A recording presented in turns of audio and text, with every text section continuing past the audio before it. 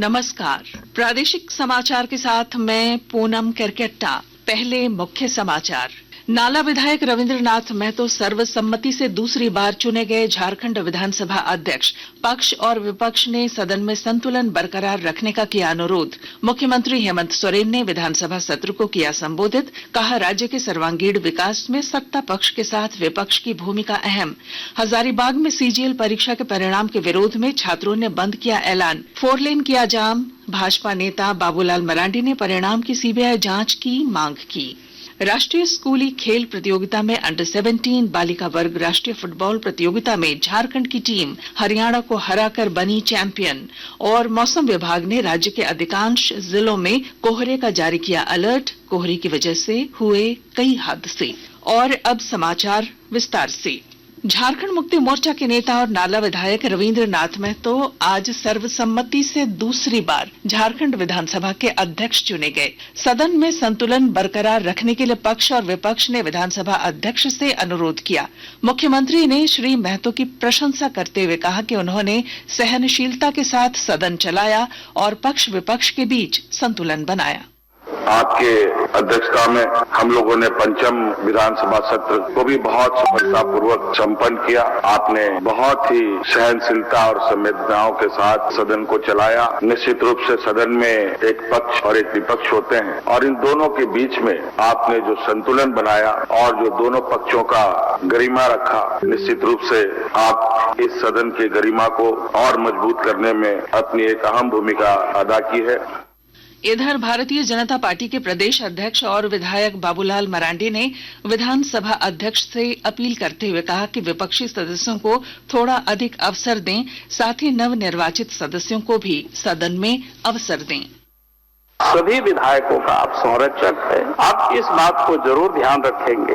और फिर मैं कहूंगा कि नए विधायक भी काफी आए हैं, उनको भी आप अवसर देंगे ताकि वो विषय को रख सके। ऐसा भी सदन में नहीं हो कोई 1-2 विधायक ही बहुत अधिक विषय को रखते। मैं जानता हूं कि कुछ विधायक अधिक जानकार होते हैं, उनका भी होना चाहिए, लेकिन हम नए विधायकों को भी और भी लोगों को कैसे हम अवसर दे सकते हैं, यह आपका दायित्व बनता है। अपने संबोधन में सदन के सदस्यों को संबोधित करते हुए विधानसभा अध्यक्ष ने कहा कि जिन सपनों को लेकर झारखंड आंदोलन की लंबी लड़ाई चली और झारखंड निर्माण हुआ, उसे पूरा करने के लिए पक्ष और विपक्ष का सहयोग जरूरी है। उल्लेखनीय है कि झारखंड विधानसभा के विशेष सत्र की कार्यवाही कल 11 बजे तक के लिए स्थगित हो गई है। राज्यपाल संतोष कुमार गंगवार कल विधानसभा को संबोधित करेंगे और उसके बाद सदन में चालू वित्त वर्ष का दूसरा अनुपूरक बजट पेश किया जाएगा। झारखंड विधानसभा के छठे सत्र के दूसरे दिन रविंद्रनाथ महतो के विधानसभा अध्यक्ष चुने जाने के बाद मुख्यमंत्री हेमंत सोरेन ने सदन को संबोधित करते हुए कहा कि राज्य के सर्वांगीण विकास में सत्ता पक्ष के साथ विपक्ष की भूमिका अहम है। उन्होंने विपक्ष से आग्रह किया कि इस चुनाव के दौरान राज्य की जनता ने जो निर्णय सुनाया है, उस निर्णय का सम्मान करें। राज्य के सर्वांगीण विकास के लिए सत्ता पक्ष की जितनी बड़ी भूमिका है, उतनी ही भूमिका हमारे विपक्ष के साथियों का भी है। मैं विपक्ष के साथियों से भी आग्रह और निवेदन करना चाहूंगा कि इस चुनाव के दौरान इस राज्य की अदालत, इस राज्य की जनता ने जो निर्णय सुनाया है, उस निर्णय का हमें सम्मान करना चाहिए, आदर करना चाहिए। हजारीबाग में सीजीएल परीक्षा के परिणाम में गड़बड़ी का आरोप लगाते हुए इसके विरोध में छात्रों ने बंद का ऐलान किया, साथ ही 4 लेन जाम कर दिया। इस पर पुलिस ने लाठीचार्ज की और छात्रों ने पुलिस पर पथराव किया। इस मुद्दे पर अपनी प्रतिक्रिया व्यक्त करते हुए भाजपा प्रदेश अध्यक्ष बाबूलाल मरांडी ने कहा कि सीजीएल परीक्षा के जारी परिणाम में कई विसंगतियां पाई गई हैं। हमको दिखाया गया बस सीरियली बच्चों ने पास किया, एक उससे बिल्कुल स्पष्ट होता है कि बिना गड़बड़ी भेजा गया है। सर, बाहरी लोगों को ज्यादा प्राथमिकता दी गई है। कहा कि उसी के लिए तो जांच की मैं मांग कर रहा हूँ ना, और जांच होनी चाहिए ताकि बच्चों की संतुष्टि हो, उनको समझ में आवे कि सरकार बच्चों के भविष्य के साथ खिलवाड़ नहीं कर रही। बच्चे विरोध कर रहे हैं, सड़क पर आंदोलन कर रहा है, हजारीबाग से आंदोलन लोग शुरू कर रहे हैं। ये आंदोलन आगे नहीं बढ़े, बच्चों के साथ खिलवाड़ नहीं है। बच्चों जो मांग कर रहे हैं उनकी मांग बिल्कुल जेन्युइन है। इधर जेएलकेएम विधायक जयराम महतो ने सदन में सीजीएल का मुद्दा उठाते हुए कहा कि राज्य के लाखों अभ्यर्थी सड़क पर हैं। उन्होंने मुख्यमंत्री हेमंत सोरेन से आग्रह किया कि वे उन अभ्यर्थियों से मिलें और उनसे मिलकर समस्या का समाधान करें। मैं आपके माध्यम से सरकार तक ये संदेश देना चाहूंगा, अभी सीरियल के मामले को लेकर झारखंड के लाखों अभ्यर्थी सड़कों पर हैं। आप सदन से बाहर एक बार उनसे मिले, वो आपके ही बच्चे हैं, इस राज्य के बच्चे हैं, और आप उनको संतुष्ट करें। आप उनसे मिले, उनसे बातचीत करें और इस समस्या का निदान करने का प्रयास करें। आकाशवाणी के ताजा तरीन समाचारों के लिए आप हमारी वेबसाइट news.air.gov.in पर लॉग ऑन कर सकते हैं। ताजा समाचार x handle @AIR News Alerts और Facebook page all India radio news पर भी उपलब्ध है। आप प्रादेशिक समाचार एकांश के एक्स हैंडल @AIR News_Ranchi और फेसबुक, इंस्टाग्राम पेज तथा YouTube channel AIR News Ranchi पर भी हमारे बुलेटिन सुन सकते हैं। प्रादेशिक समाचार आप आकाशवाणी रांची से सुन रहे हैं। देश भर में आज विश्व मानवाधिकार दिवस मनाया जा रहा है। मानवाधिकार दिवस का इस वर्ष का विषय है हमारे अधिकार, हमारा भविष्य अभी। इस अवसर पर राष्ट्रपति द्रौपदी मुर्मू ने नई दिल्ली के विज्ञान भवन में आयोजित कार्यक्रम को संबोधित किया। उन्होंने कहा कि भारत आज देशवासियों को नागरिक और राजनीतिक अधिकार सुनिश्चित करने के लिए प्रतिबद्ध है। हमें प्रत्येक व्यक्ति के मौलिक अधिकारों को बनाए रखना चाहिए और ये सुनिश्चित करना चाहिए कि कोई भी पीछे ना छूटे। एक साथ निरंतर प्रयास और एकजुटता के माध्यम से हम एक ऐसे भविष्य का निर्माण कर सकते हैं जिसमें हर व्यक्ति उम्र, पृष्ठभूमि या परिस्थिति की चिंता किए बिना सम्मान, अवसर और पूर्णता का जीवन जीने के लिए सशक्त है। इधर गुमला जिले में विश्व मानवाधिकार दिवस के अवसर पर जेंडर आधारित हिंसा पर आयोजित कार्यशाला में महिलाओं और बच्चों के खिलाफ हिंसा रोकने, बच्चों को मोबाइल और ऑनलाइन प्लेटफॉर्म का सुरक्षित उपयोग पर जागरूक किया गया। खूंटी जिले में भी इस अवसर पर प्रधान जिला एवं सत्र न्यायाधीश सह डालसा अध्यक्ष ऋषिकेश कुमार के नेतृत्व में जागरूकता कार्यक्रम का आयोजन किया गया।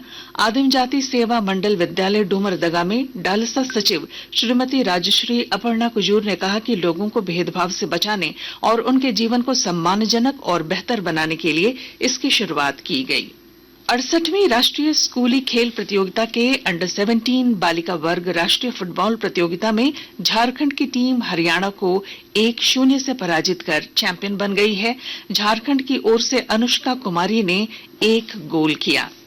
गढ़वा जिले में 52 धान क्रय केंद्र हैं। इनमें से 8 क्रय केंद्रों पर 15 दिसंबर से धान का क्रय शुरू हो जाएगा। इन 8 धान क्रय केंद्रों में गढ़वा प्रखंड के कल्याणपुर, भंडरिया के करचाली, खरौंदी के सीसरी, चिनिया के बिलैती खैर, डंडई के लवाही कला, मझियाओं के रामपुर, नगर उटारी के पीपरडीह और रमुना प्रखंड के कर्णपुरा पैक शामिल है। बताया गया कि शेष क्रय केंद्र बाद में खोले जाएंगे।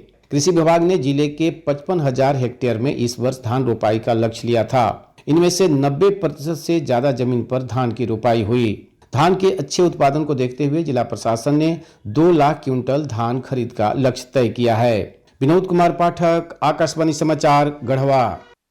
राज्य में कोहरे के कारण विभिन्न जगहों पर दुर्घटनाएं हुई हैं। देवघर जिले के पालोजोरी जामताड़ा मुख्य मार्ग पर एक तेज रफ्तार बाइक ने सड़क पार कर रही 3 महिलाओं को टक्कर मार दी।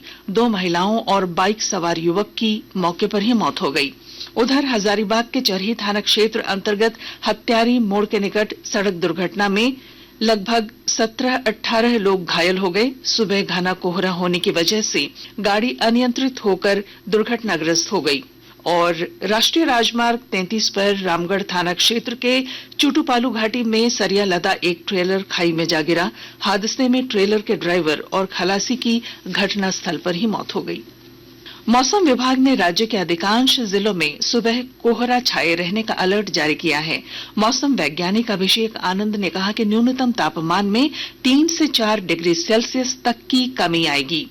इस दौरान न्यूनतम तापमान 10 डिग्री सेल्सियस के नीचे रहेगा।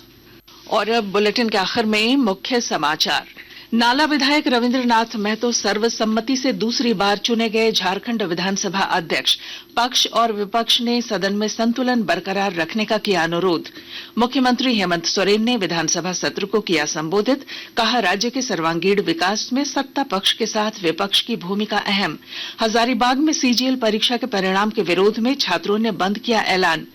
4 लेन किया जाम। भाजपा नेता बाबूलाल मरांडी ने परिणाम की सीबीआई जांच की मांग की।